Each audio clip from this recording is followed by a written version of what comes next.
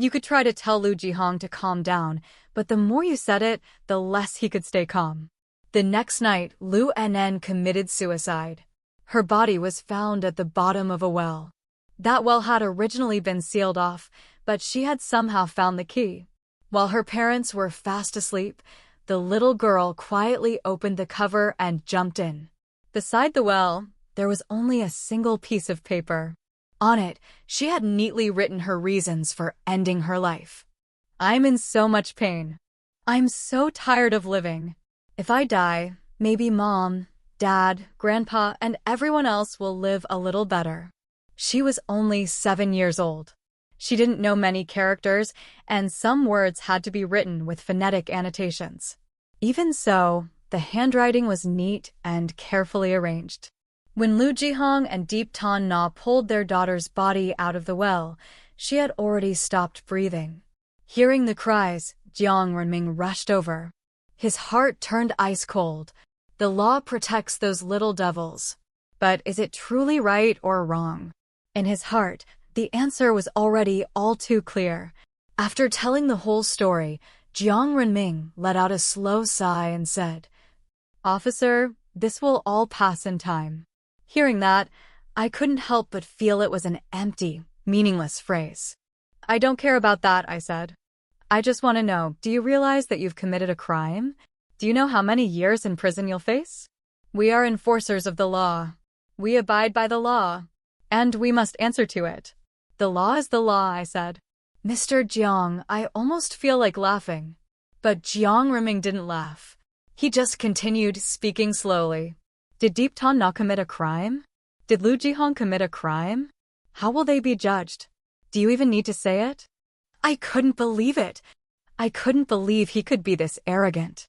Even more shocking was how he had controlled every little detail of this entire case, far beyond anything I had imagined. Lu Jihong's accident falls under Article 133 of the Criminal Code, violating traffic safety regulations and causing serious accidents that result in serious injury, death, or major property damage. The penalty is up to 3 years of imprisonment or detention. Jiang Renming glanced at me and continued, "According to the law, if a driver causes an accident but is not fully or mainly responsible and fewer than 3 people die, the maximum sentence is only 3 years in prison."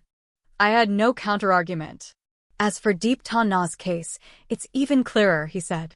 Under Article 18 of the Criminal Code, regarding criminal responsibility for individuals with mental illness, if someone with a mental disorder is incapable of understanding or controlling their actions at the time of the offense, and this is confirmed by forensic evaluation, then they are not held criminally responsible. However, they are to be placed in a medical facility under the supervision of relatives or the authorities. I fell silent for a moment and said, "Everything you've said is legally correct." After finishing the cases of Lu Jihong and Deep Tan Na, he kept going. "Would you like me to continue with more laws?" Jiang Renming turned his head, his voice dropping slightly. "Article 17 of the Criminal Code," he said, "is practically a default rule. Children under the age of 14, no matter what crime they commit, are not held criminally responsible." I knew exactly what he was talking about. "You mean the children involved in Lu Nn's case?"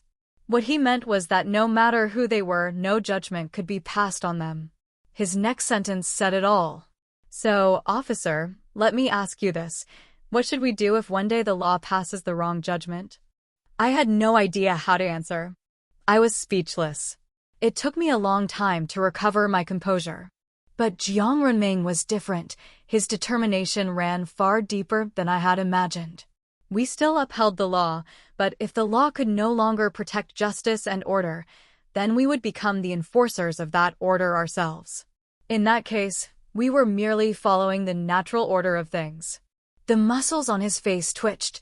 He didn't look like an ordinary old man. He looked like a warrior ready to die for his cause. But no matter what, there were still 4 little devils left. Along with the parents who raised them, those people were going to die. "Officer, if you can't save them, then the law won't be able to save them either." There was only one thing I could say. "Yes, Now I knew the whole story. And because of that, I was certain you would never stop. To you, violence could only be silenced by greater violence. Jiang Renming suddenly let out a laugh. Those who had moved to another province, even if they fled far away, they had only bought themselves a little more time. But they knew exactly what had happened. They knew what Lu Jihong did, they knew what Deep Tan Na did, and they knew how the other 3 families were slaughtered. All this time, they'd been living in constant fear, unable to sleep peacefully day or night. Officer, do you know what fear truly feels like? It's when death clings to your every breath. When you know you're going to die, but you don't know when, where, or whose hands it'll be by. We don't need to rush. It's enough for them to live in that terror. Once again, I was shaken. But perhaps the most terrifying thing of all was the way they carried out their revenge. By now, there was nothing I could do. Everything was too far gone. And yet, I still had to do something. I rushed back to the Major Crimes Unit. The old man was still in his office. He had just finished handling Lu Jihong's accident. As I arrived, he was already dealing with something else. Deep Nong Ha and his family, no one knew why, but they had suddenly taken off on the highway in the middle of the night, as if fleeing from something. Even Deep Nong Ha's homeroom teacher hadn't received any notice of absence. Clearly, they were escaping in a panic, like something had scared them out of their minds. But there was only one thing that could have terrified them that badly: Deep Tan Na slitting her own throat in Hahoa. However, we hadn't released any information about the case, and no media outlet had reported it either, so how did they know? Only the police were aware of it. Which meant someone had tipped them off. But it definitely wasn't us. That left only 2 people, Captain Jiang and Officer Liu. Then I suddenly remembered, they had gone to interrogate Deep Tan Na again earlier today, and they had shut off all surveillance equipment in the interrogation room. Could it be they had forced Deep Tan Na to confess? Not only that, they might have even leaked the case details to Deep Nong Ha's family. But now, what's done is done. All I could do was recount everything that had happened at Lu Jihong's house to Lao Tu. The more he listened, the more his brows furrowed. When I finished, Lao Tu muttered a single sentence. Jiang Renming, that old man, still strong for his age, huh? You know him? I asked. Of course. Who in this region doesn't?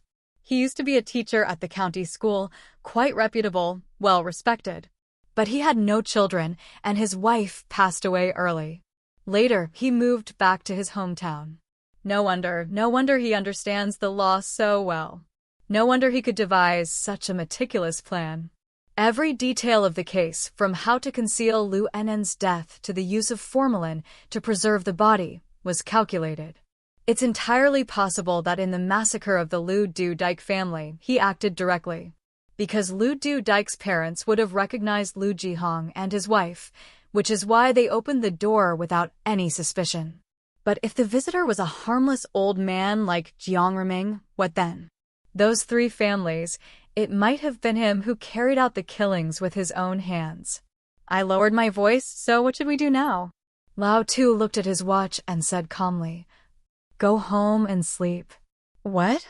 It's late. Aren't you tired? He picked up the case file on his desk and stood up. First, let's just finish processing these 2 cases.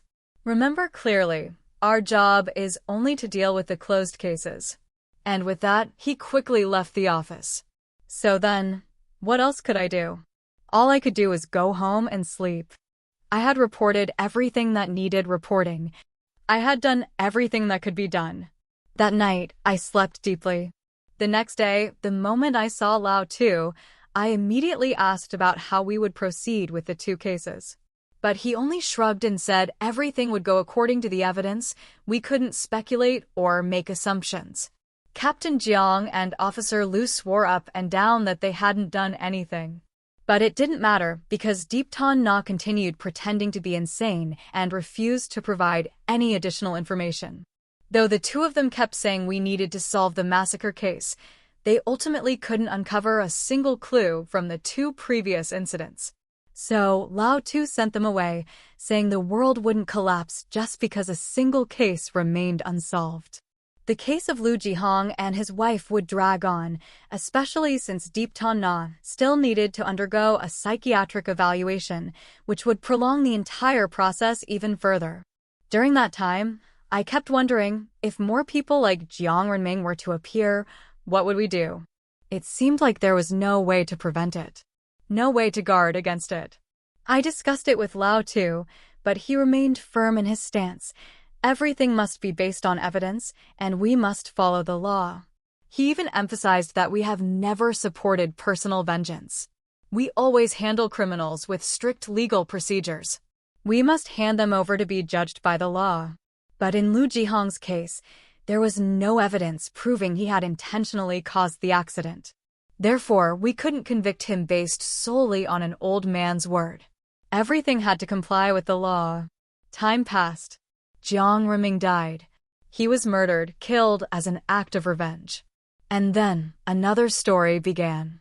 Near their old village, there was a provincial road where large trucks often sped through recklessly. One afternoon, a little girl crossed the road. At that exact moment, a speeding truck came barreling toward her. Jiang Renming was standing right nearby. Without hesitation, he rushed forward and pushed the girl away, pushed her far, far out of harm's way. He saved the girl, but because he had used too much force, he lost his balance and fell into the road. He didn't try to run. Maybe he never even thought about running. He was pulled under the truck and died on the spot. I was truly shocked when I heard the news. That man, the one who orchestrated a series of revenge killings, ended up dying like that. And then, I remembered the question I had asked at the very beginning. If more people like Jiang Renming appear, what can we do? Perhaps there's nothing we can do. All we can do is leave it all to the law.